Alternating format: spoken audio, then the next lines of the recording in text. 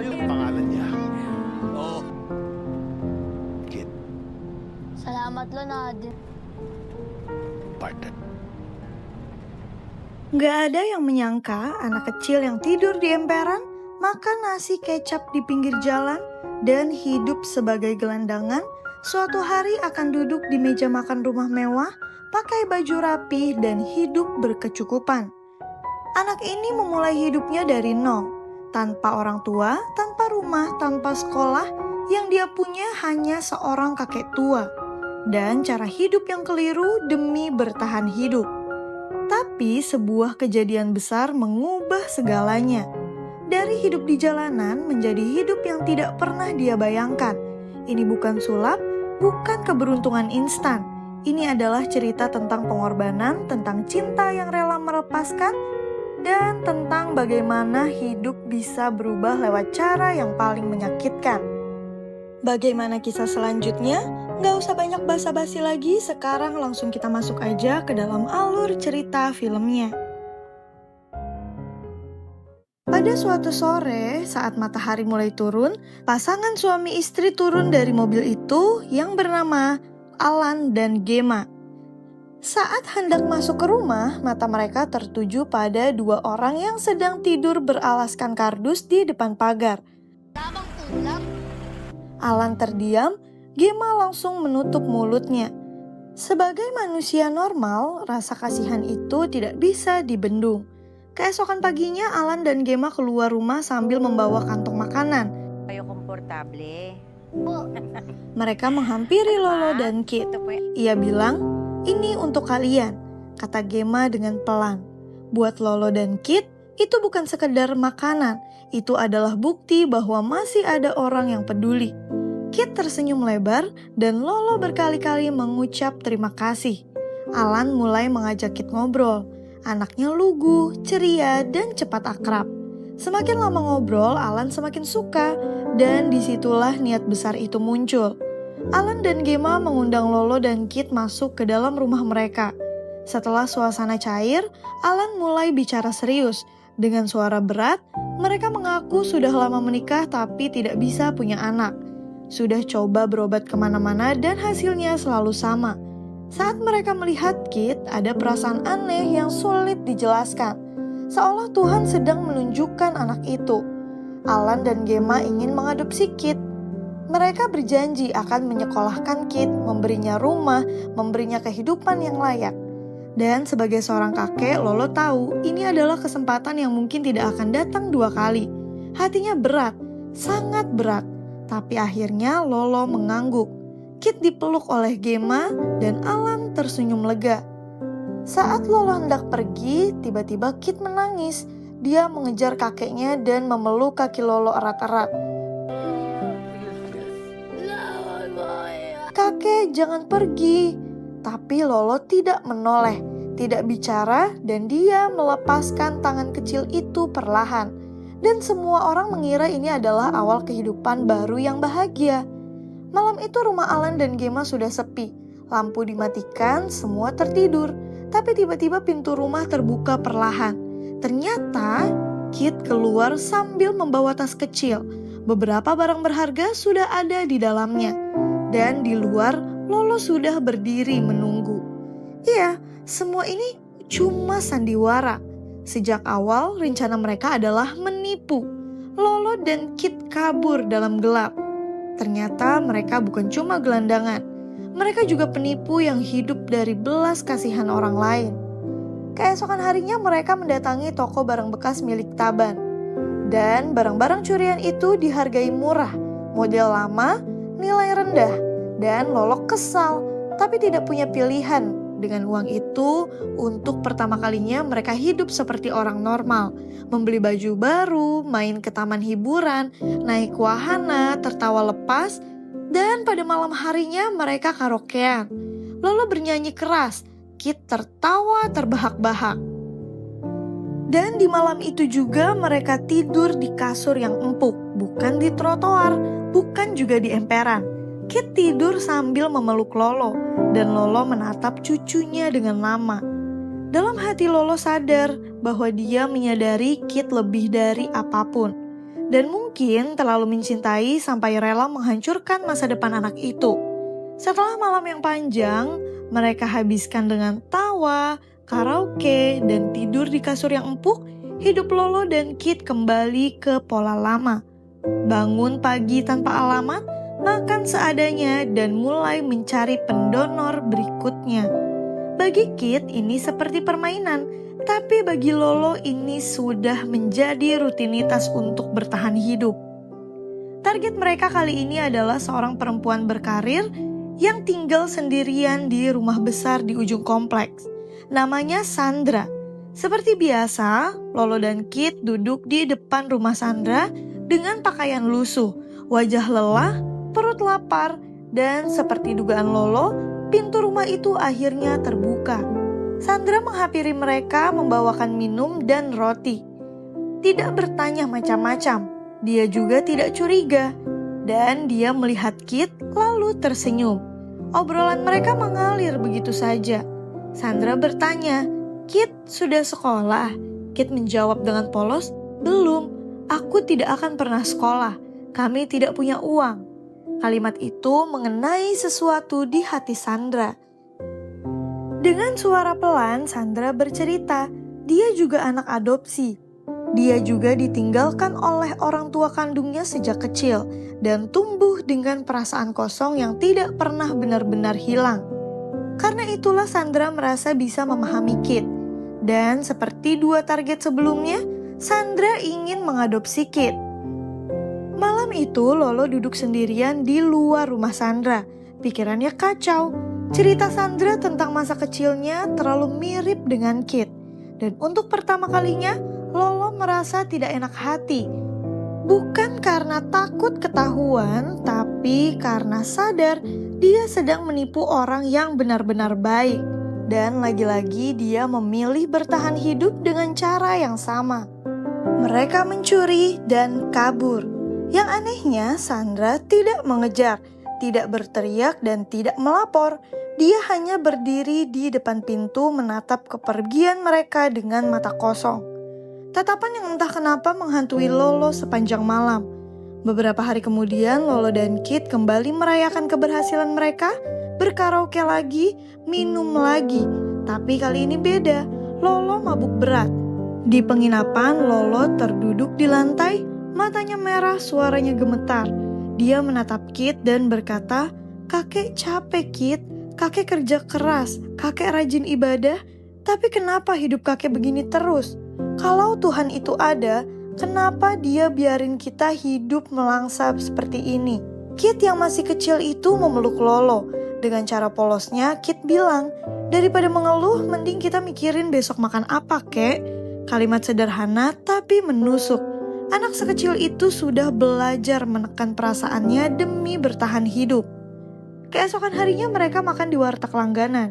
Kit melirik anak-anak seumurannya yang lewat dengan seragam sekolah, tas di punggung, dan wajah yang ceria. Kit bertanya pelan, "Kakek, aku kenapa tidak sekolah?" Pertanyaan itu membuat Lolo terdiam. Setelah beberapa detik, Lolo menjawab, "Sekolah bukan satu-satunya tempat belajar. Di jalanan juga bisa belajar bertahan hidup." Kalimat itu terdengar keras, dan memang keras. Di mata Lolo, bertahan hidup adalah pelajaran yang paling penting. Kit hanya bisa mengangguk, tapi wajahnya jelas kecewa. Dia lalu berkata, "Aku pingin sesuatu hari bisa liburan ke pantai sama kakek." Lolo tersenyum pahit, pantai bukan prioritas hidup mereka.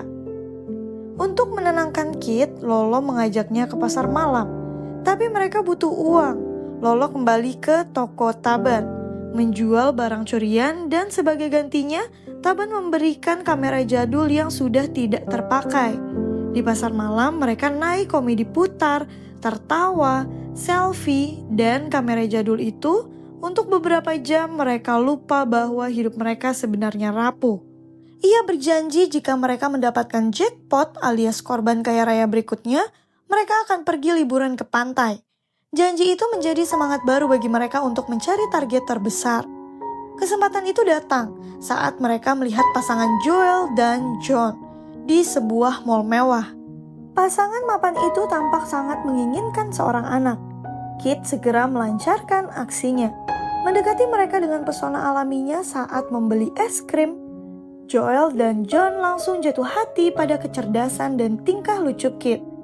Namun kali ini saat Kit menjalani trik menghilang untuk memancing kepanikan, reaksi Joel dan John sangat sungguh luar biasa. Mereka panik bukan main, menunjukkan kekhawatiran yang tulus dan mendalam. Berbeda dari korban-korban sebelumnya, skenario pun berjalan.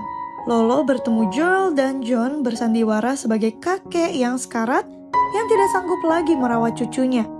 Pasangan itu dengan mata berkaca-kaca menawarkan untuk mengadopsi Kit, berjanji akan mencintainya seperti anak kandung sendiri. Uang dalam jumlah besar diserahkan. Kit kembali melakukan adegan menangis histeris saat Lolo pergi. Malam bencana itu pun akhirnya tiba. Kit berhasil kabur dari rumah Joel dan John sesuai rencana. Ia berlari riang, menyeberang jalan menuju Lolo yang sudah menunggu dengan senyum kemenangan. "Kita kaya, Kit," seru Lolo. Kit berlari kencang, tak sabar untuk memeluk kakeknya. Tiba-tiba, brak! Sebuah mobil melaju kencang menghantam tubuh kecil Kit. Tubuh itu terpental dan jatuh tak bergerak di aspal dingin. Senyum Lolo lenyap seketika, dunianya pun langsung runtuh. Ia hendak berlari menolong, tapi Joel dan John sudah lebih dulu sampai di sana. Mendekap tubuh Kit yang pingsan sambil berteriak memanggil bantuan. Lolo hanya bisa terpaku dalam gelap, tak berdaya, menyadari bahwa keserakahannya hampir merenggut nyawa cucunya sendiri. Akhirnya dia menemukan kakeknya sedang merenung di lorong gelap.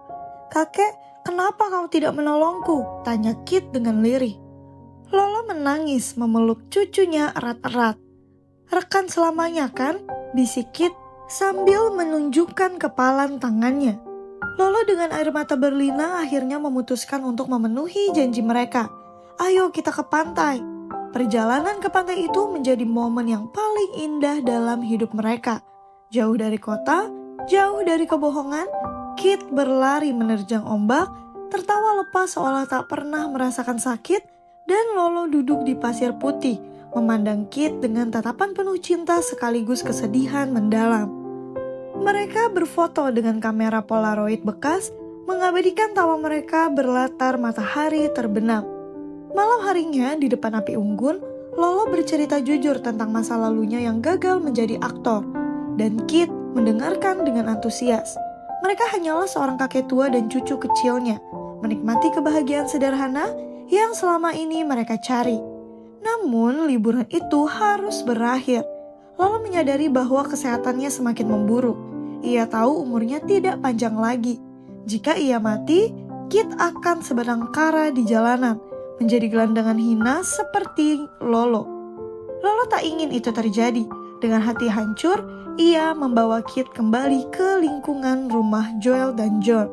Sesampainya di gerbang besi rumah itu, Lolo melakukan hal yang tak terduga. Setelah Kit masuk ke halaman, Lolo dengan cepat menutup gerbang dan menguncinya dari luar. Sementara Lolo menghilang di telan kejauhan.